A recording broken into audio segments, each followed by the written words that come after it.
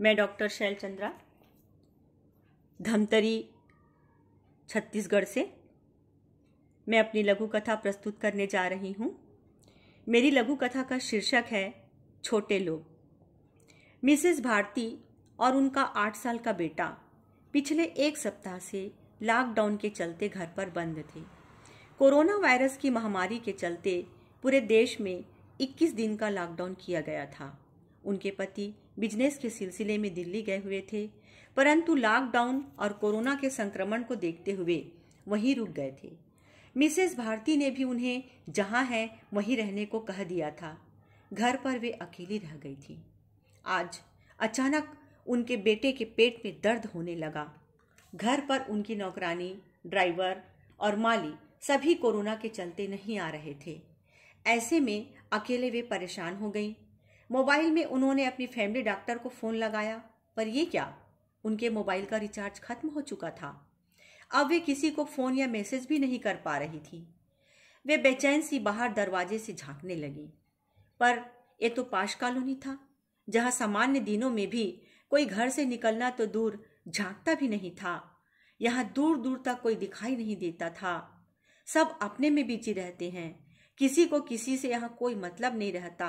आज इस लॉकडाउन में भला कोई कैसे बाहर दिखाई देगा।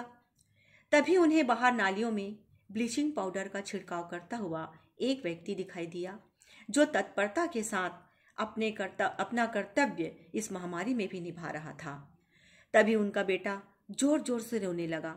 उन्होंने घबराकर उस सफाई कर्मचारी को आवाज दी। लगभग भागता हुआ सा वह सफाई कर्मचारी उनके पास पहुंचा और कहा, क्या हुआ मेम साहब, आपको कोई प्रॉब्लम है क्या इस छिड़काव से?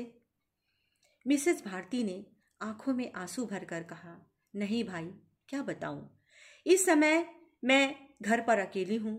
मेरे बेटे के पेट में बहुत दर्द हो रहा है। वो दर्द के मारे रो रहा है। मोबाइल भी रिचार्ज नहीं है।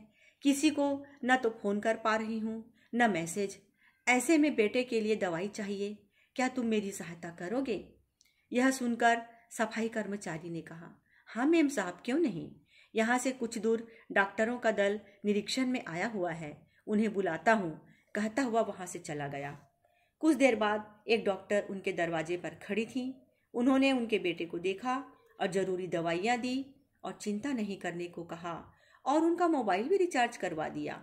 वह सफाई कर्मचारी उनसे कह रहा था, मेम साहब, और कोई काम हो तो मुझे बुला लीजिएगा, आप मेरा मोबाइल नंबर रख लीजिएगा।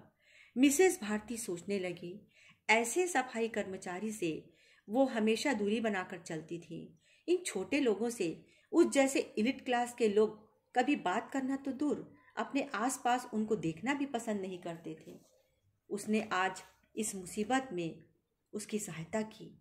वे अब बड़ी कृतज्ञता के साथ उस सफाई कर्मचारी का धन्यवाद कर रही थी। धन्यवाद। जय हिंद।